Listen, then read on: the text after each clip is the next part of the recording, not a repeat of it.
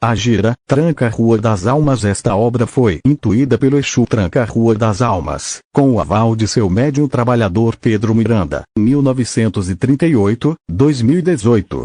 Prefácio. Sem caridade não há salvação. Uma frase instituída dentro do cerne espírita que ligou as mais diversas ramificações religiosas no contexto da história do espiritismo. E eu vos pergunto, como falar de Exus e Pombagiras sem usufruir ao máximo dessa célebre frase? Se você conhece a natureza das entidades chamadas de esquerda, mas nunca se perguntou quem elas são de verdade, recomendo humildemente que leia esse livro e tenho certeza que ao se deleitar com a leitura fará uma importante quebra de conceitos enraizados na cultura popular sobre essa tão polêmica e adorada linha na natureza umbandista.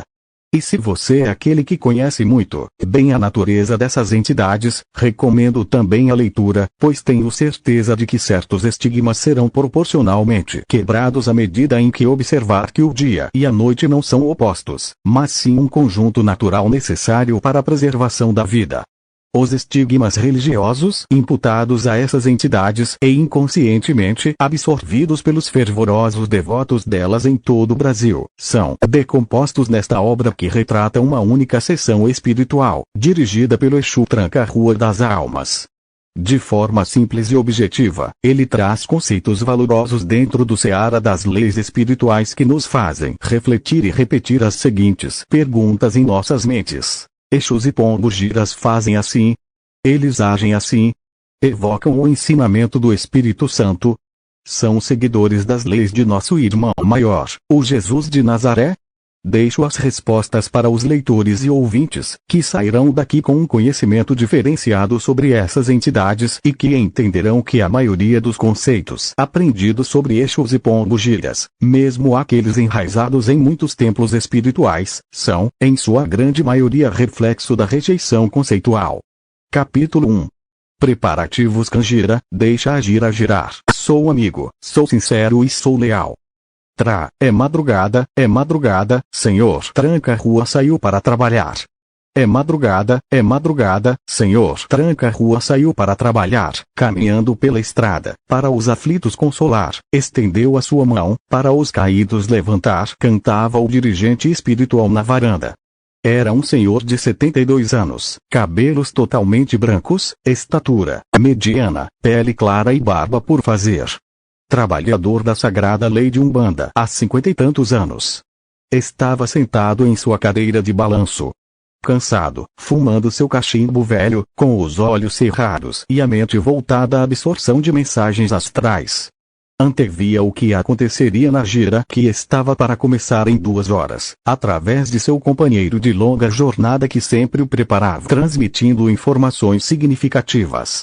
Naquele instante, em que a concentração era praticamente inabalável, surgiu uma dúvida em sua mente, coisa que não era comum, e que o fez abrir os olhos indagando em voz baixa. Mas, por que isso agora, meu amigo? O que a Suprema Ordem das Almas pretende com essa mudança repentina nos trabalhos? Tornou a cerrar os olhos e voltou a se concentrar buscando respostas. Como era de costume, Jair, um senhor que beirava os 70 anos, foi o primeiro a chegar ao templo, trazendo consigo sua inseparável mala que continha inúmeros utensílios pessoais, vestindo seu terno desbotado e sapatos maiores que seus pés. Dizia ele que eram maiores para não maltratar aqueles que o levam a todos os lugares. Adentrou no salão principal e sentou-se na assistência, voltando seus pensamentos para sua grande saudade.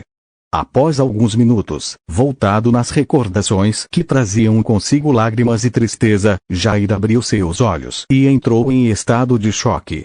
Olhando em direção ao Gongá, pode ver por um pequeno instante sua companheira que há tantos anos o deixará para seguir na vida além túmulo.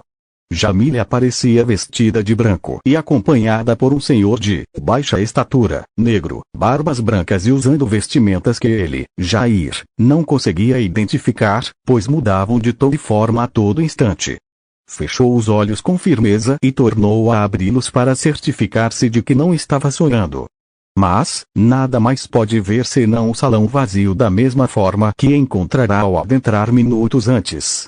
Jair não tinha quase nenhum conhecimento sobre espiritualidade e após 23 anos frequentando este templo, permanecia da mesma forma. Isso se dava devido ao propósito que ele mantinha em sua mente todas as vezes que ia à gira. 23 anos sem se permitir absorver nada que não fosse ligado ao seu propósito. Hoje tem alegria, hoje tem alegria, hoje tem alegria, no dia de hoje tem alegria, cantarolava sem parar Dona Dalva, uma bela senhora com espírito jovem, no auge dos 62 anos, cabelos tingidos de um preto desbotado, estatura baixa e formato um tanto arredondado. Vestida com seu uniforme impecavelmente branco, passava pela varanda da casa cumprimentando o dirigente espiritual e seguindo às pressas para dentro do templo, a fim de colocar as coisas em ordem para o início dos trabalhos espirituais. Carregava consigo um amarrado de velas brancas, pembas brancas e um balde cheio de rosas vermelhas. Era de costume dela ornamentar o ambiente todo o último sábado de setembro com muitas rosas vermelhas, tendo como intuito aquecer os corações gelados que ela, por ser uma médium com sensibilidade alta, conseguia sentir em alguns irmãos que a portavam naquele sagrado templo, trazendo consigo dores e desamores, naquele dia específico. Adentrando ao salão principal com rapidez, acabou não percebendo Jair sentado na assistência. Fez sua saudação aos pontos de força e desta vez demorou mais do que o normal em um deles. Sentiu uma energia vigorosa tomando conta de seu corpo e acabou entrando em estado de transe. Por alguns instantes se manteve de pé diante da imagem que sincretiza o Muluna Umbanda, São Lázaro, sendo observada pelo olhar vazio de Jair. Ao se conectar com esta energia, Dona Dalva começou a ouvir uma mensagem muito importante, tendo como transmissor o mentor principal da casa. O acontecido deixou-a surpresa, pois não era comum este tipo de manifestação e, menos ainda, antes da gira. Seu coração acelerou com o teor da mensagem e a alegria, que já era grande simplesmente por estar ali, aumentou. Saindo do estado de transe, que durou quase 5 minutos, postou-se aos pés da imagem, agradeceu e continuou seus afazeres, agora com menos pressa e maior concentração. Ao se aproximar da imagem de Xangô, percebeu Jair sentado na assistência, olhando para ela, e o cumprimentou com um largo sorriso dizendo: "Senhor Jair, boa tarde. Acabei entrando às pressas e não percebi, senhor. Me desculpe, tá?" Jair, da mesma forma que estava, permaneceu, resmungou alguma coisa olhando para baixo, voltou-se para sua mala e fez como se estivesse procurando algo. Era uma atitude já conhecida por todos que acreditavam que Jair fazia isso para não ter que iniciar um diálogo. Dona Dalva, então, deu início à ornamentação do ambiente, colocando as velas em seus devidos lugares e as pembas na mesinha da preta velha. Terminada essa tarefa, sentou-se diante do gongá, fez uma breve oração, pegou metade das 24 rosas e, antes de começar a despetalá-las, entoou um canto que era um costume cantarolar naquele dia específico.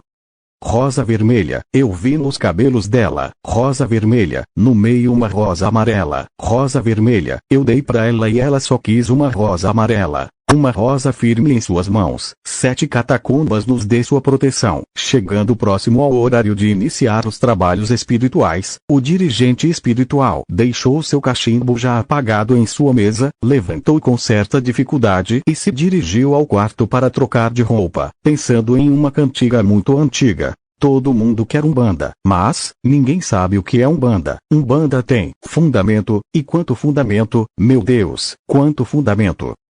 Os médiuns foram chegando pouco a pouco e, como de costume, ao adentrarem no terreno do templo, foram saudando a casa das almas e as firmezas dos eixos e pombas giras e seguindo diretamente ao vestiário para trocarem de roupa e terminarem de se paramentar. Dona Dália e seu Pietro chegaram para visitar o terreiro pouco depois dos primeiros médiuns da corrente. Dona Dália beirava os 60 anos, estatura baixa, pele clara e cabelos castanhos bem compridos. Possuía um vigor invejável e era dona de uma língua bastante afiada quando se tratava de defender seus ideais e seus amigos. Já o Sr. Pietro era um típico lord inglês. Falava pouco, porém, as palavras eram precisas, cirúrgicas, sempre muito bem empregadas em momentos de dificuldade. Era um belo senhor de cabelos loiros desbotados, com 61 anos, olhos azuis e estatura alta. Descendente de italianos e extremamente observador. Ambos eram dirigentes de uma casa de caridade e amigos inseparáveis do dirigente do templo. Trouxeram consigo parte dos seus médiuns, pois era prática costumeira participarem da gira no templo uma vez por mês. Tão logo chegaram, foram direto à casa do dirigente para saudá-lo. Sempre contavam os dias para poder dar e receber aquele caloroso abraço. Enquanto isso, os médiuns de sua casa de caridade seguiram para o vestiário. Entrando pela varanda, Dona Dália o chamou como uma intimidade que somente os mais próximos faziam. Painho, onde tá tu? Opa! Quem vem lá? Estou terminando de vestir a fantasia. Senhor Pietro, criado em ambiente católico tradicional até os 26 anos e levado a Umbanda por Dona Dália, sua segunda esposa, olhou e disse: Dalinha, para que esse alvoroço? Deixe o homem se aprontar enquanto esperamos aqui fora. Pietro, você e seus protocolos, retrucou ela. O dirigente espiritual saiu à porta e abriu um grande sorriso, como se não os visse há anos. Abriu seus abraços e amparou Dona Dália entre eles, dizendo: Que enorme prazer, minha filha, como está a vida? Dona Dália, enquanto o abraçava, pedia aos mentores espirituais que mantivessem o dirigente junto deles por mais longos anos, pois foi através dele e da cúpula espiritual do templo que ela começou a compreender de verdade o sentido do trabalho espiritual na sagrada lei de Umbanda. Oh, meu pai! Está tudo, como diz o Senhor, na mais perfeita desordem. E os dois deram uma longa gargalhada e se saudaram como dirigentes espirituais que são. Dália havia sido filha daquele templo durante quase 20 anos. Pietro, meu amigo, que bom ter você conosco neste sábado iluminado, disse o dirigente. Eu que agradeço a oportunidade de continuar a desfrutar dessa gira que certamente não é melhor que nenhuma, porém faz um bem danado a todos aqueles que aqui chegam. O dirigente, por um instante, fica em silêncio e em seguida diz: meu amigo, não são todos que conseguem ver, ouvir e sentir o que os mentores falam constantemente. Daqui a mais ou menos 500 anos a humanidade vai começar a compreender o real sentido da vida, seja aqui ou no além-túmulo. Voltando sua atenção ao portão de entrada, enquanto o casal de amigos falava sobre alguns trabalhos ocorridos em sua casa de caridade, o dirigente, com olhar atento, observou um senhor de meia idade, muito bem vestido e a andar elegante adentrando ao local, saudando a porteira e seguindo em direção ao salão principal. Ele estava acompanhado por um espírito de feições mórbidas e magreza incomparável. Neste instante, seu amigo espiritual intuiu com a sensação de que não era a primeira vez daquele espírito no templo e que parte do trabalho seria voltado aos dois, exatamente como ele havia antevisto minutos atrás. Sem mais demora, o dirigente convidou o casal de amigos para com ele seguirem em direção ao salão, a fim de que ele pudesse acompanhar os preparativos finais e iniciar os trabalhos espirituais. Aromar, um jovem moreno de estatura baixa, careca e de poucas palavras, era o órgão oficial do templo. Portador de uma ingenuidade incomum acompanhada de um coração limpidamente puro, estava perto de completar 25 anos, e desde criança acompanha os trabalhos daquela casa santa. O jovem deu início à preparação do atabaque, apertando o couro e tentando afiná-lo com algumas batidas nas pontas e no centro. Utilizando sua audição apurada, entendeu que o som estava a contento. Deu 3 toques sutis e entoou uma cantiga baixinho, tocando bem de leve o atabaque. É hora, é hora, é hora do santo, é hora. É hora do santo, é hora, seu Ogum é quem vem agora. É hora do santo, é hora, seu Ogum é quem vem agora. Com o atabaque devidamente afinado, Aromar posicionou-se de forma costumeira a esperar o início da gira e entrou em prece. Carminha, uma jovem mulata que se aproximava dos 22 anos, dona de uma beleza diferenciada, esguia e cabelos sempre trançados, olhos amendoados e penetrantes, sentou-se ao lado de Dona Dalva pedindo sua bênção e se colocando à disposição para ajudá-la. Carminha era uma excelente médium de mesa e também trabalhava na cura. Dona Dalva já havia tratado as rosas e agradeceu o auxílio da jovem, solicitando que ela fosse no jardim e trouxesse uma rosa branca e duas amarelas. Dona Dalva mantinha duas roseiras em sua casa e cuidava como se fossem suas filhas. Carminha achou aquilo bem estranho, pois Dona Dalva sempre utilizava apenas rosas vermelhas, em dias como aquele. Foi correndo buscar as rosas e ao voltar entregou-as para Dona Dalva, que convidou a moça para ajudar na distribuição das flores pelo ambiente, pois o tratamento das rosas cabia somente a ela. A demora na finalização do trabalho se deu devido à mensagem deixada pelo mentor do templo, que instruiu Dona Dalva a fazer algumas coisas que não eram costumeiras, como despetalar 12 rosas vermelhas, depositando em cada pétala uma palavra de consolo e esperança, seguido de oração fervorosa ao iniciar o processo com cada rosa. Célio, braço direito do dirigente, um senhor, de 54 anos, esgulho e com feições rústicas, adentrou no salão com o defumador. Pouco agradável com aqueles que não faziam parte de seu círculo, tinha como diferencial ser um dos mais fiéis trabalhadores do templo, sempre ouvindo e seguindo as instruções dos mentores.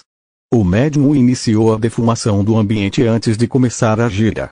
Começou pelo congá, onde ficavam as imagens que sincretizam os orixás com os santos católicos, passou pelos cantos, onde se encontram as duas grandes firmezas do templo, representados por São Lázaro e Iemanjá. Em seguida, a sagrada mesa de Umbanda, onde o trabalho de corrente tem maior concentração energética. Seguiu então para os outros dois pontos de força, representados pelas imagens de São Jorge e São Jerônimo.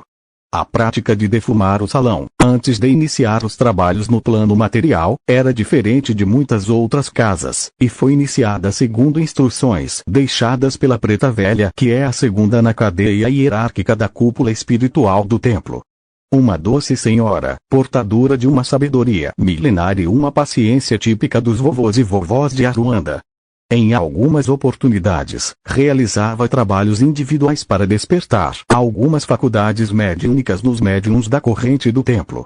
Era perita, como diziam, em relacionamentos conturbados, pois de toda a história trágica aos olhos terrenos ela extraía uma mensagem angelical que, de fato, acalmava os ânimos e iniciava um processo de reforma íntima. Não me mexa com Baiana, Baiana não é de brincadeira. Não me mexa com Baiana, Baiana não é de brincadeira. Eu sou filho de Baiana, não nego meu natural. Baiana dá, auê, Baiana tira. Baiana leva para as ondas do mar. Baiana dá, auê, Baiana tira.